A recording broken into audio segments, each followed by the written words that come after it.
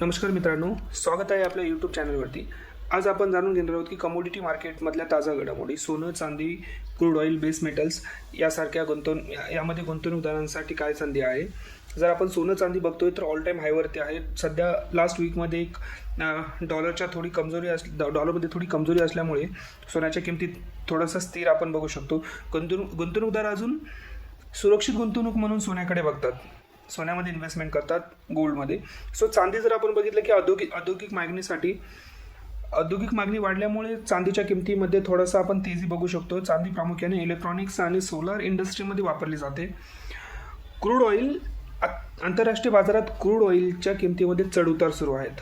मध्य पूर्वेतल्या तणावामुळे आणि ओपेक देशांच्या उत्पादन निर्णयामुळे किमती वाढण्याची शक्यता आहे. बेस मेटल्स जसे की कॉपर, झिंक, ॲल्युमिनियम, चीनच्या आर्थिक डेटामुळे मेटलवरती परिणाम होत आहेत.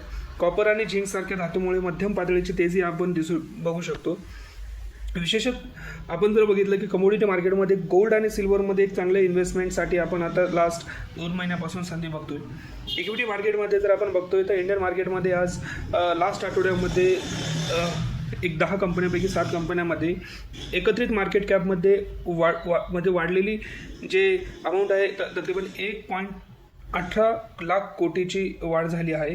यामध्ये SBI आणि कोल इंडिया, भारती एअरटेल यासारख्या कंपनीचा मोठा वाटा आहे. POC कंपनीमध्ये डिव्हिडंड जर आपण बघितले तर काही POC शेअर 7% जास्त डिव्हिडंड यील्ड देत आहेत, जे अनेक बँक FD पेक्षाही जास्त आहेत. उदाहरणार्थ कोल इंडिया या कंपनीकडे गुंतवणूकदार मोठ्या प्रमाणावर पाहत आहेत. अदानी ग्रुपची अपडेट जर बघितलं तर सेबीने हिंडनबर्ग रिसर्चच्या आरोपावरती चौकशी करून अदानी ग्रुपला क्लीन चिट दिली आहे, ज्यामुळे अदानी ग्रुपच्या शेअर्समध्ये दिवसात सुमारे 69,000 कोटीची वाढ झाली आहे. आणि आपण रिसेंट IPO जर बघतोय तर रिसेंट IPOमध्ये अर्बन कंपनीचा IPO धडाकेबाज ठरला. बिकॉज ऑफ याच्यामध्ये ऑलमोस्ट लिस्टिंग दिवशी शेअर्समध्ये 74% प्रीमियमवरती ट्रेड झालं हे आपण बघू शकतो.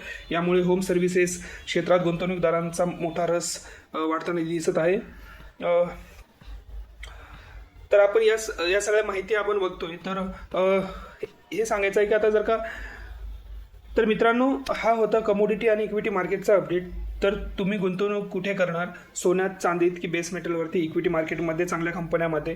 तुमचा विचार कमेंटमध्ये नक्की करू शकता तुम्ही. आणि व्हिडिओ आवडला असेल तर लाईक करा, सबस्क्राईब करा आणि शेअर करा. चला तर पुन्हा भेटूया पुढच्या अपडेटसह. तोपर्यंत गुंतवणूक करताना काळजीपूर्वक करा. थँक्यू.